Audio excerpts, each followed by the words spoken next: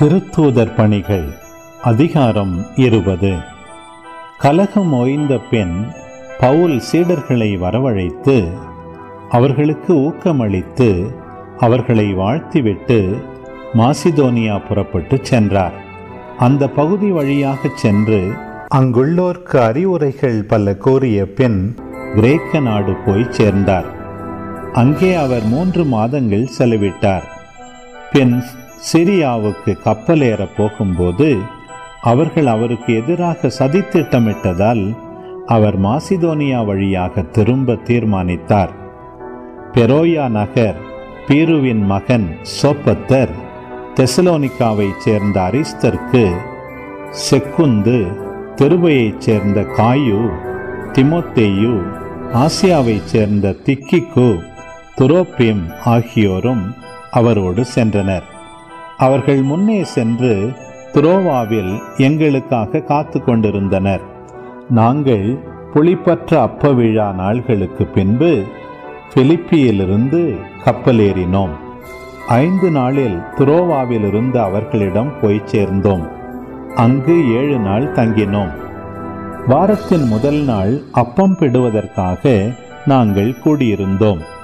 மறுநாள் பவுல் புறப்பட வேண்டியிருந்ததால் நள்ளிரவு வரை அவர் அவர்களோடு தொடர்ந்து பேசிக்கொண்டே இருந்தார். நாங்கள் கூடியிருந்த மேல் மாடியில் விளக்குகள் பல இருந்தன. யூத்திகு என்னும் இளைஞர் ஒருவர் பலகணியில் உட்கார்ந்திருந்தார். பவுல் நீண்ட நேரம் பேசிக்கொண்டிருந்த போது அவர் அயர்ந்து தூங்கிக் கொண்டிருந்தார். தூக்கத்தில் 3ஆம் மாடியிலிருந்து கீழே விழுந்தார். அவரை அவர்கள் பிணமாகத்தான் தூக்கி எடுத்தார்கள். பவுல் கீழே இறங்கி வந்து அவர் மீது படுத்து அணைத்து கொண்டு, அமளியை நிறுத்துங்கள், இவர் உயிரோடு தான் இருக்கிறார் என்று கூறினார். பின் மாடிக்கு சென்று அப்பம் பிட்டு உண்டார். பொழுது புலரும் வரை நீண்ட நேரம் அவர்களோடு உரையாடிய பின் புறப்பட்டு சென்றார். உயிர் பெற்ற இளைஞரை அவர்கள் அழைத்து சென்று மிகவும் ஆறுதல் அடைந்தார்கள். நாங்கள் கப்பல் ஏறி பவுலுக்கு முன்பாக ஆசோ நகர் வரை சென்றோம். அங்கிருந்து அவரை கப்பலில் ஏற்றிச் செல்லவிருந்தோம். ஏனெனில் அந்நகர் வரை தரை வழியாக செல்ல அவர் ஏற்பாடு செய்திருந்தார். ஆசோவில் அவர் எங்களை சந்தித்தார். அவரை ஏற்றிக்கொண்டு மித்திரே நகருக்கு சென்றோம்.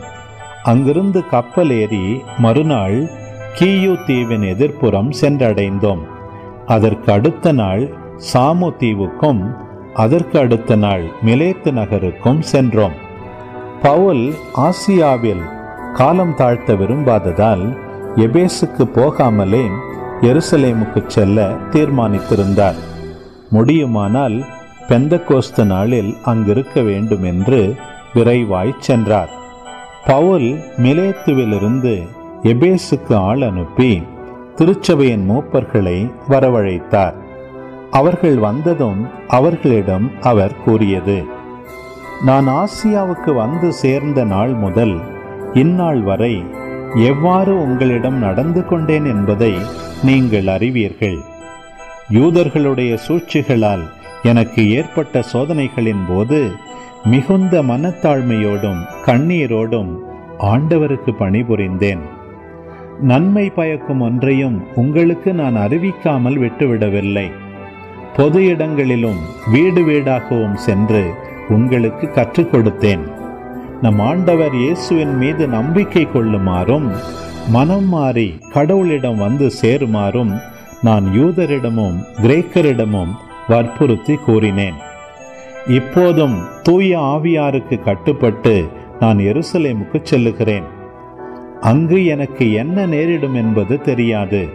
சிறை வாழ்வும் இன்னல்களும் எனக்காக காத்திருக்கின்றன என்று தூய ஆவியார் ஒவ்வொரு நகரிலும் என்னை எச்சரித்து வருகிறார். என்னை பொறுத்தவரையில் எனது உயிரை ஒரு பொருட்டாக நான் மதிக்கவில்லை. இறை அருளை பற்றிய நற்செய்திக்கு சான்று பகருமாறு ஆண்டவர் இயேசு எனக்கு கொடுத்த பணியை நிறைவேற்றி என் வாழ்க்கை ஓட்டத்தை முடிப்பதே என் விருப்பம். இதுவரை நான் உங்களிடையே வந்து இறை ஆட்சியை பற்றி பறைசாற்றினேன். ஆனால் இனிமேல் உங்களுள் எவரும் என் முகத்தை பார்க்க போவதில்லை என்று நான் அறிவேன். உங்களுள் எவரது அழிவுக்கும் நான் பொறுப்பாளி அல்ல என்று இன்று நான் உங்களிடம் தெரிவித்துக் கொள்கிறேன். கடவுளின் திட்டம் எதையும் நான் உங்களுக்கு அறிவிக்காமல் விட்டுவிடவில்லை. தமது சொந்த இரத்தத்தால் தமதாக்கி கொண்ட கடவுளின் திருச்சபையை மேய்ப்பதற்கு தூய ஆவியார் உங்களை கண்காணிப்பாளராக ஏற்படுத்தியுள்ளதால் உங்களையும் மந்தை முழுவதையும் கவனமுடன் காத்து கொள்ளுங்கள். உங்களை விட்டு நான் சென்ற பின்பு கொடிய ஓநாய்கள் உங்களுக்குள் நுழையும் என்பது எனக்கு தெரியும். அவை மந்தையை தப்பவிடாதவாறு தாக்கும். உங்களிடமிருந்து சிலர் தோன்றி சீடர்களையும் தம்மிடம் திசை திருப்பும் அளவுக்கு உண்மையை திரித்து கூறுவர். எனவே விழிப்பாயிருங்கள். 3 ஆண்டு காலமாக அல்லும் பகலும் இடைவிடாது கண்ணீரோடு நான் உங்கள் ஒவ்வொருவருக்கும் அறிவுறுத்தி வந்ததை நீங்கள் நினைவிற்கொள்ளுங்கள். இப்போதும் நான் உங்களை கடவுளிடம் ஒப்படைக்கிறேன். அவரது அருள் வார்த்தைக்கும் கட்டுப்படுவீர்களாக. அவ்வார்த்தை வளர்ச்சியையும் தூயோர் அனைவருக்கும் உரிய உரிமை பெற்றையும் உங்களுக்கு தர வல்லது. எவருடைய பொன்னுக்கோ வெள்ளிக்கோ ஆடைக்கோ நான் ஆசைப்பட்டதில்லை. என்னுடைய தேவைகளுக்காகவும் என்னோடு இருந்தவர்களுடைய தேவைகளுக்காகவும் இந்த என் கைகளே உழைத்தன என்பதை நீங்கள் அறிவீர்கள். இவ்வாறு பாடுபட்டு உழைத்து நலிவுற்றோர்க்கு துணை நிற்க வேண்டுமென அனைத்திலும் உங்களுக்கு வழிகாட்டினேன். அதோடு பெற்றுக்கொள்வதை விட கொடுத்தலே பேருடைமை என்று ஆண்டவர் இயேசு கூறியதை நினைவு கூறுங்கள் என்றும் கூறினேன். இவற்றை சொன்ன பின் அவர் முழந்தாள் படியிட்டு அவர்கள் எல்லாரோடும் சேர்ந்து இறைவனிடம் வேண்டினார். பின் எல்லாரும் பவுலை கட்டி தழுவி முத்தமிட்டு கதறி அழுதனர். இனிமேல் நீங்கள் என் முகத்தை பார்க்க போவதில்லை என்று அவர் கூறியது அவர்களுக்கு மிகுந்த வேதனை அளித்தது. பிறகு அவர்கள் கப்பல் வரைக்கும் சென்று அவரை வழி அனுப்பி வைத்தனர். கொரிந்தியருக்கு எழுதிய 2ஆம் திருமுகம், அதிகாரம் 3. மீண்டும் நாங்கள் எங்களை பற்றி நற்சான்று அளிக்க தொடங்குகிறோமா? சிலரை போல நற்சான்று கடிதங்களை உங்களுக்கு காட்டவோ அல்லது உங்களிடமிருந்து பெறவோ எங்களுக்கு தேவை உண்டா? யாவரும் வாசித்து அறிந்து கொள்ளும் முறையில் எங்கள் இதயத்தில் எழுதப்பட்ட நற்சான்று கடிதம் நீங்களே. எங்கள் பணியின் வாயிலாக கிறிஸ்து எழுதிய கடிதம் நீங்களே என்பது வெளிப்படை. அது மையினால் எழுதப்பட்டது அல்ல, மாறாக வாழும் கடவுளின் ஆவியால் எழுதப்பட்டது. கற்பலகையில் அல்ல, மாறாக மனித இதயமாகிய பலகையில் எழுதப்பட்டது. கிறிஸ்துவின் வழியாய் நாங்கள் கடவுள் மேல் வைத்துள்ள உறுதியான நம்பிக்கையால் தான் இவ்வாறு சொல்லுகிறோம். நாங்களே செய்ததாக எதன் மேலும் உரிமை பாராட்டிக் கொள்ள எங்களுக்கு தகுதியில்லை. எங்கள் தகுதி கடவுளிடமிருந்தே வருகிறது. அவரே புதிய உடன்படிக்கையின் பணியாளராகும் தகுதியை எங்களுக்கு தந்தார். அவ்வுடன்படிக்கை எழுதப்பட்ட சட்டத்தை சார்ந்ததல்ல, தூய ஆவியையே சார்ந்தது. ஏனெனில் எழுதப்பட்ட சட்டத்தால் விளைவது சாவு, தூய ஆவியால் விளைவது வாழ்வு. கற்களில் பொறிக்கப்பட்ட அச்சட்டம் சார்ந்த திருப்பணி சாவை விளைவிப்பதாயிருந்தும் அது மாட்சியுடன் அருளப்பட்டது. விரைவில் மறைய வேண்டியதாயிருந்த அம்மாட்சி மோசேயின் முகத்தில் இஸ்ரேல் மக்கள் பார்க்க முடியாத அளவுக்கு ஒளி வீசியது. அதுவே அப்படி இருந்தது என்றால் தூய ஆவி சார்ந்த திருப்பணி எத்துணை மாட்சி பொருந்தியதாயிருக்கும். தண்டனை தீர்ப்பு அளிக்கும் திருப்பணியே இத்துணை மாட்சி பொருந்தியதாயிருந்தது என்றால் விடுதலை தீர்ப்பு அளிக்கும் திருப்பணி எத்துணை மாட்சி நிறைந்ததாயிருக்கும். அன்றைய மாட்சியை ஒப்புயர்வற்ற இன்றைய மாட்சியோடு ஒப்பிட்டால் அது மாட்சியே அல்ல. மறையப்போவது மாட்சியுடையதாயிருந்தால் நிலையாக இருப்பது எத்துணை மாட்சி மிகுந்ததாயிருக்கும். இவ்வாறு நாங்கள் எதிர்நோக்கியிருப்பதால் தான் மிகுந்த துணிச்சலோடு செயல்படுகிறோம். மறைந்து போகும் ஆட்சியை இஸ்ரேல் மக்கள் காணாதவாறு தம் முகத்தை முக்காடிட்டு மறைத்து கொண்ட மோசேயை போல் நாங்கள் செய்வது இல்லை. அவர்களின் உள்ளம் மழுங்கி போயிற்று. இன்று வரை அந்த பழைய உடன்படிக்கை நூல்களை அவர்கள் வாசிக்கும்போது அதே முக்காடு இன்னும் அகற்றப்படாமல் இருக்கிறது. கிறிஸ்துவின் வழியாய்த்தான் அது அகற்றப்படும். இன்று வரை மோசேயின் திருச்சட்டம் வாசிக்கப்படும் போதெல்லாம் அவர்களின் உள்ளத்தை ஒரு திரை மூடியிருக்கிறது. ஆனால் ஆண்டவர் பால் திரும்பினால் அந்த திரை அகற்றப்படும். இங்கே ஆண்டவர் என்பது தூய ஆவியாரை குறிக்கிறது. ஆண்டவரின் ஆவியார் இருக்கும் இடத்தில் விடுதலை உண்டு. இப்போது நாம் அனைவரும் முக்காடு இல்லா முகத்தினராய் ஆண்டவரின் மாட்சியை பிரதிபலிக்கிறோம். இவ்வாறு மேன்மேலும் மாட்சி பெற்று அவர் சாயலாக மாற்றமடைகிறோம். இவையெல்லாம் ஆவியாம் ஆண்டவரின் செயலே. கொரிந்தியருக்கு எழுதிய 2ஆம் திருமுகம், அதிகாரம் 4. கடவுளின் இரக்கத்தால் நாங்கள் இத்திருப்பணியை பெற்றிருக்கிறோம். ஆகையால் மனம் தளராமல் இருக்கிறோம். மக்கள் மறைவாக செய்யும் வெட்கக்கேடான செயல்களை நாங்கள் தவிர்த்து விட்டோம். எங்கள் நடத்தையில் சூழ்ச்சி என்பதே இல்லை. கடவுளுடைய வார்த்தையை நாங்கள் திரித்து கூறுவதில்லை. மாறாக உண்மையை வெளிப்படையாக எடுத்துரைக்கிறோம். இவ்வாறு கடவுளின் முன்னிலையில் நல்ல மனச்சான்று கொண்ட அனைவருக்கும் நாங்கள் எங்களை பற்றி நற்சான்று அளிக்கிறோம்.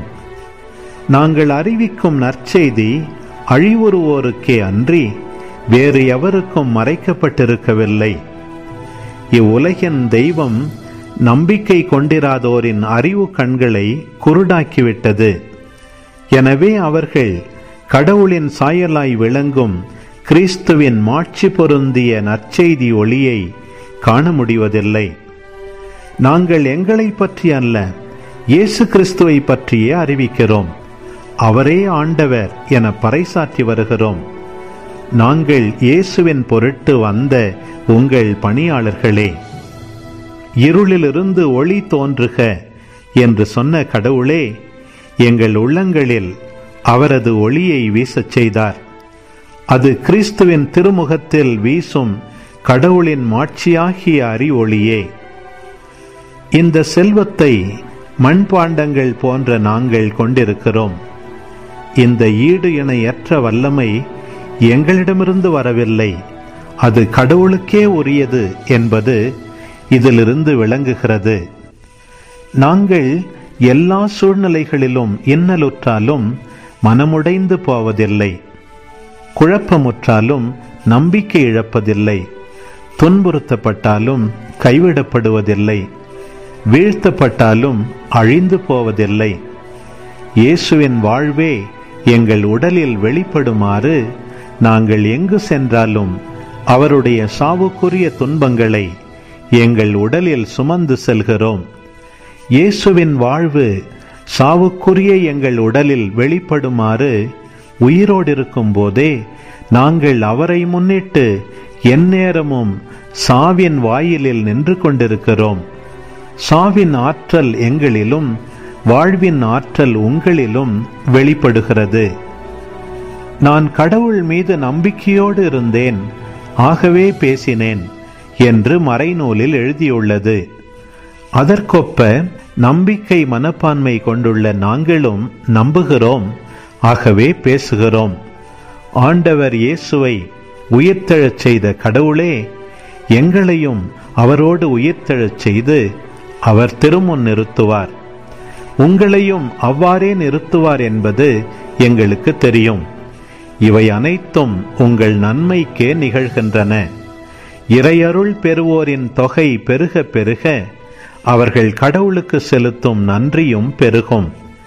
இதனால் கடவுள் போற்றி புகழப்படுவார். எங்கள் உடல் அழிந்து கொண்டிருந்தாலும் எங்கள் உள்ளார்ந்த இயல்பு நாளுக்கு நாள் புதுப்பிக்க பெற்று வருகிறது. எனவே நாங்கள் மனந்தளருவதில்லை. நாம் அடையும் இன்னல்கள் மிக எளிதில் தாங்கக்கூடியவை. அவை சிறிது காலம்தான் நீடிக்கும். ஆனால் அவை ஈடு இணையற்ற மாட்சியை விளைவிக்கின்றன. அம்மாட்சி என்றென்றும் நிலைத்திருக்கும். நாங்கள் காண்பவற்றை அல்ல, நாங்கள் காணாதவற்றை நோக்கியே வாழ்கிறோம். காண்பவை நிலையற்றவை, காணாதவை என்றென்றும் நிலைத்திருப்பவை.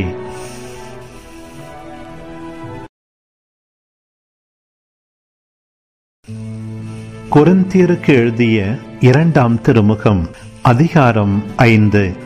நாம் இவ்வுலகில் குடியிருக்கும் உடலாகிய கூடாரம் அழிந்து போனாலும் கடவுளிடமிருந்து கிடைக்கும் வீடு ஒன்று விண்ணுலகில் நமக்கு உண்டு.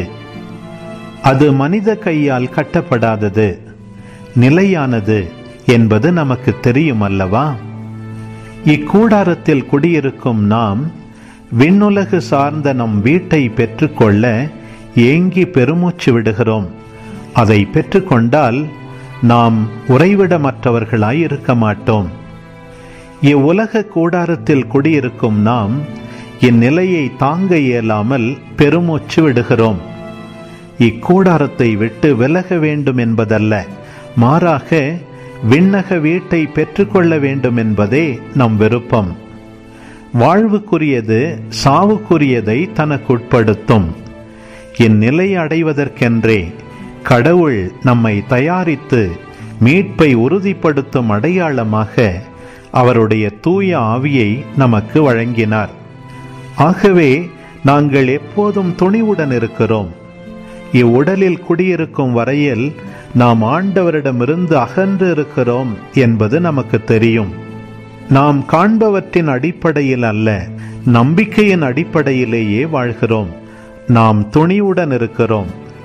இவ்வுடலை விட்டு அகன்று ஆண்டவரோடு குடியிருக்கவே விரும்புகிறோம். எனவே நாம் இவ்வுடலில் குடியிருந்தாலும் அதிலிருந்து குடிபெயர்ந்தாலும் அவருக்கு உகந்தவராயிருப்பதே நம் நோக்கம்.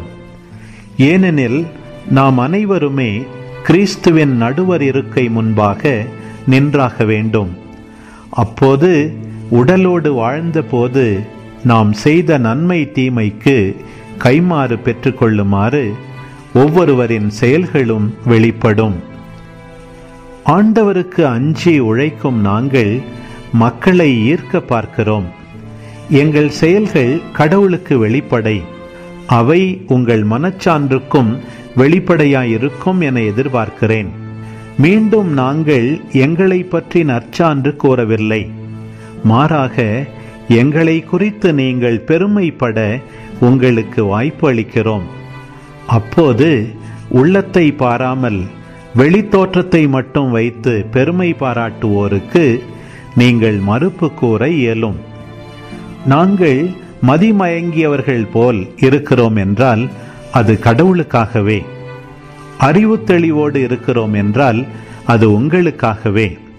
கிறிஸ்துவின் பேரன்பே எங்களை ஆட்கொள்கிறது. ஏனெனில் ஒருவர் அனைவருக்காகவும் இறந்தார், அனைவரும் அவரோடு இறந்தனர். இது நமக்கு தெரியும்.